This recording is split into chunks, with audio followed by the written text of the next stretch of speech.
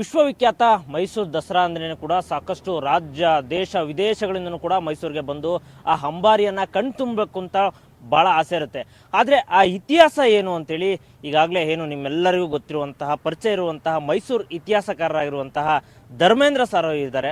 ನಾನು ಆ ಅಂಬಾರಿ ಹೋಗುತ್ತಲ್ಲ ಇವತ್ತೇನು ಮೈಸೂರಿನಲ್ಲಿ ಆ ಅಭಿಮಾನ್ಯು ಅಂಬಾರಿ 750 kg ಚಿನ್ನ ಹೊತ್ತು ಅಂಬಾರಿ ಹೋಗುವಂತಹ ಆ ಇತಿಹಾಸ ಏನು ಅಂತೇಳಿ ಇವತ್ತು ನಾನು ಧರ್ಮೇಂದ್ರ ಸರ್ ಅವರಿಂದನೇ ಕೇಳ್ತೀನಿ.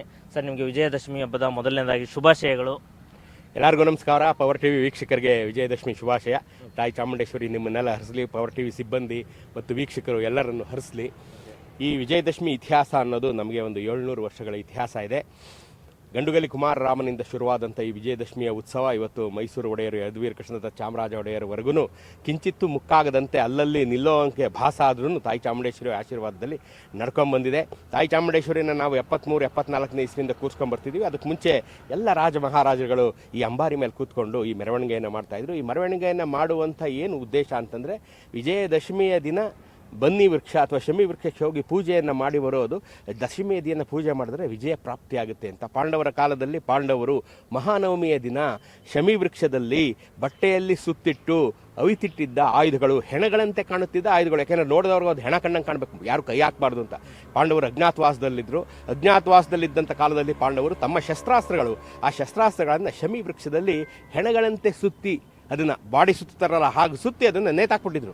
ನೋಡಿದವರು ಹೆಣ ನೇತಾಡ್ತಾ ಇದೆ ಅಂತ ಯಾರು ಅದರ ಹತ್ರಕ್ಕೆ ಹೋಗ್ತಾ ಇರಲಿಲ್ಲ. ಅಜ್ಞಾತವಾಸ ಮುಗಿದ ದಿನ ಮಹಾನವಮಿಯ ದಿನ ಪಾಂಡವರು ಆ ಆಯುಧಗಳನ್ನು ಬಿಚ್ಚಿ ಅದನ್ನು ತೊಳೆದು ಪೂಜೆ ಮಾಡುವುದನ್ನು ನಾವು ಆಯುಧ ಪೂಜೆ ಅಂತ ಕರಿತೀವಿ. ಅದು ಆಯುಧ ಪೂಜೆ ಆಯಿತು. ಆ ಆಯುಧಗಳನ್ನು ಅವರು ಹೆದೆಯೇರಿಸಿಕೊಂಡು ಬಿಲ್ಲು ಬಾಣಗಳನ್ನು, ಕತ್ತಿ ಗುರಾಣಿ, ಭಲ್ಲೆ ಬರ್ಜಿಗಳನ್ನು, ರಥಗಳನ್ನು ಎಲ್ಲವನ್ನು ಪೂಜೆ ಮಾಡಿ ಅವರು ದಶಮಿಯ ದಿನ ಯುದ್ಧಕ್ಕೆ ಹೊರಟರು. ದಶಮಿ ದಿನ ಯುದ್ಧಕ್ಕೆ ಹೊರಟಾಗ ಅದು ವಿಜಯದಶಮಿ ಆಯಿತು. ಕೌರವರ ಮೇಲೆ ವಿಜಯ ಸಾಧಿಸಿದರು. ಹಾಗಾಗಿ ವಿಜಯದಶಮಿ ಆಯಿತು. ಅವತ್ತಿನಿಂದ ಇವತ್ತುವರೆಗೂ ಈ ಪರಿಪಾಠ ನಡ್ಕೊಂಡ್ಬಂದಿದೆ. ವಿಜಯದಶಮಿ ಶುರು ಮಾಡಿದ್ದು ಅಂತಂದರೆ ಅಲ್ಲಾವುದ್ದೀನ್ ಖಿಲ್ಜಿ 1290ರಲ್ಲಿ ದೇವಗಿರಿಯ ಮೇಲೆ ದಾಳಿ ಮಾಡಿದಂಥ ಕಾಲದಲ್ಲಿ ದೇವಗಿರಿಯ ದೊರೆ ರಾಮಚಂದ್ರ ದೇವ ಇವನ ದಾಳಿಯನ್ನು ತಾಳಲಾರದನ್ನ ಸಂಪತ್ತನ್ನು, ಒಂದು ಪ್ರಮಾಣದ ಸಂಪತ್ತನ್ನು ಮುಮ್ಮಡಿ ಸಿಂಗೆ ನಾಯಕ ಅನ್ನೋ ತನ್ನ ನಂಬುಗಸ್ತ ಸೇನಾಧಿಪತಿಗೆ ಕೊಡ್ತಾನೆ.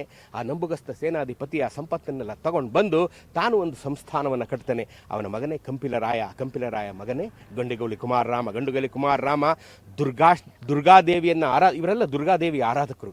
ದುರ್ಗಾದೇವಿ ಅಂತ ಯಾರು? ರುಂಡಮಾಲಿನಿ, ಮಹಾಕಾಳಿ, ಚಾಮುಂಡೇಶ್ವರಿ, ಮಹಿಷಾಸುರಮರ್ದಿನಿ, ನೀವು ಯಾರು ಹೇಳಿದ್ರು ಅವರೇನೆ. ಶಕ್ತಿಯ ಸ್ವರೂಪ.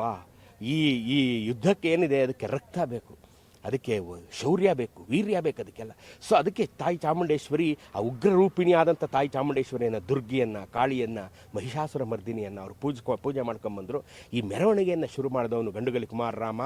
ಖಿಲ್ಜಿಗಳಿಗೆ, ಮಲ್ಲಿಕಾಫುರನಿಗೆ, ತುಘಲಕ್ಸ್ಗಳಿಗೆ ಸವಾಲು ಹಾಕಿ, ನೋಡಿ ನನ್ನ ಹತ್ರ ಸೈನ್ಯ ಇದೆ, ನೀನೇನು ನಿನ್ನ ತಾಕತ್ತಿದ್ರೆ ಬಂದು ನನ್ನ ಎದುರಿಸು ಅಂತ ಅವ್ರನ್ನೆಲ್ಲ ಯಶಸ್ವಿಯಾಗಿ ಸೋಲಿಸಿ ತನ್ನ ಕೊನೆಯ ಯುದ್ಧದಲ್ಲಿ 1328ರಲ್ಲಿ ಹುತಾತ್ಮನಾದಂಥ ಗಂಡುಗಲಿ ಕುಮಾರರಾಮ ಈ ದಸರಾ ಮೆರವಣಿಗೆಯ ಜನಕ. ಅವನಾದ ಮೇಲೆ ಅವನ ಅಕ್ಕನ ಮಕ್ಕಳಾದಂಥ ಹಕ್ಕಬುಕ್ಕರು ವಿಜಯನಗರವನ್ನು ಸಂಸ್ಥಾಪನೆ ಮಾಡಿ 300 ವರ್ಷಗಳ ಕಾಲ ವೈಭವದಿಂದ ಈ ದಸರಾವನ್ನು ನಡೆಸಿದ್ದನ್ನೆಲ್ಲ ನಾವೆಲ್ಲ ಕೇಳಿದ್ದೀವಿ, ಓದಿದ್ದೀವಿ. ಮತ್ತು ಅದಾದಮೇಲೆ 1610ರಲ್ಲಿ ರಾಜ ಒಡೆಯರು, ಮೈಸೂರಿನ 9ನೇ ದೊರೆ ರಾಜ ಒಡೆಯರು ಇದನ್ನು ವಹಿಸಿಕೊಳ್ಳುವುದರೊಂದಿಗೆ 400 ವರ್ಷಗಳ ಕಾಲ ಇದು ಅವಿಚ್ಛಿನ್ನವಾಗಿ ಮೈಸೂರು ಸಂಸ್ಥಾನದಲ್ಲಿ ನಡ್ಕೊಂಡ್ಬಂದಿದೆ. ಓಕೆ ಸರ್, ಇನ್ನೊಂದು ವಿಶೇಷ ಅಂದರೆ ಆ 750 kg ಚಿನ್ನ ಅಂಬಾರಿಯಲ್ಲಿ ತಾಯಿ ಚಾಮುಂಡೇಶ್ವರಿನ ಇಟ್ಟು ರಾಜಬೀದಿಯಲ್ಲಿ ಹೋಗುವಂಥ ಸಂದರ್ಭವನ್ನು ನೋಡೋಕ್ಕೆ ಸಾವಿರಾರು ಜನ ಎಲ್ಲಿಂದನೂ ದೇಶ ವಿದೇಶಗಳಿಂದನೂ ಬರ್ತಾರೆ ಸರ್. ಆದರೆ ಅಂದರೆ ಆಗಿದ್ದಂತಹ ಜನ ಅವಾಗ ಹೆಂಗಿತ್ತು, ವೀಕ್ಷಕರು ಇವಾಗ ಹೆಂಗೆ ಬರ್ತಿದ್ದಾರೆ, ಏನು ಸರ್ ಆ ವಿಶೇಷತೆ ಏನು ಸರ್? ವೀಕ್ಷಕರು ಅವತ್ತು ಲಕ್ಷಗಳಲ್ಲಿದ್ದರು, ಇವತ್ತು ಕೋಟಿಗಳಲ್ಲಿದ್ದಾರೆ. ಅವತ್ತಿನ ಉತ್ಸಾಹ ಮೇರಿದೆ. ನಿನ್ನೆ ಮೈಸೂರಿನಲ್ಲಿ ಪೊಲೀಸ್ನವ್ರು ಹೇಳ್ತಾ ಇದ್ದಿದ್ದನ್ನು ನಾನು ಕೇಳಿದೆ. ದಶಮಿಗೆ ಬರೋ ಜನ ಮೊನ್ನೆ ಬಂದುಬಿಟ್ಟಿದ್ದಾರೆ ಅಂತ. 3 ದಿವಸದಲ್ಲಿ ಮೈಸೂರಲ್ಲಿ ಸಾಸಿವೆ ಎರಚಿದ್ರು ಕೆಳಗೆ ಬೀಳದೇ ಇರೋ ಅಷ್ಟು ಜನಸಾಗರವೇ ತುಂಬಿಕೊಂಡಿದೆ. ತಾಯಿ ಚಾಮುಂಡೇಶ್ವರಿ ಅವ್ರನ್ನೆಲ್ಲ ಕಾಪಾಡಲಿ, ಎಲ್ಲಿಯೂ ಏನು ಅವಘಡ ಆಗದೇ ಇರಲಿ ಅಂತ ನಾನು ಬೇಡ್ಕೋತೀನಿ. ಇವತ್ತು ಕೋಟ್ಯಂತರ ಜನ ಅದನ್ನು ನೋಡ್ತಾ ಇದ್ದಾರೆ. ಅವತ್ತು ಲಕ್ಷಾಂತರ ಜನ ನೋಡ್ತಾ ಇದ್ರು. ಅವತ್ತು ಮಹಾರಾಜರು ಕೂತ್ಕೋತಾ ಇದ್ರು, ಇವತ್ತು ತಾಯಿ ಚಾಮುಂಡೇಶ್ವರಿ ಕೂತ್ಕೋತಾರೆ. ಇಷ್ಟೇ ವ್ಯತ್ಯಾಸ. ಇದಿಷ್ಟು ಧರ್ಮೇಂದ್ರ ಸರ್ ಅವರ ಮಾತು. ಕ್ಯಾಮ್ರಾ ಪರ್ಸನ್ ರವಿ ಜೊತೆ ಮಂಜುನಾಥ್ ಸಕ್ರ, ಪವರ್ ಟಿವಿ, ಬೆಂಗಳೂರು.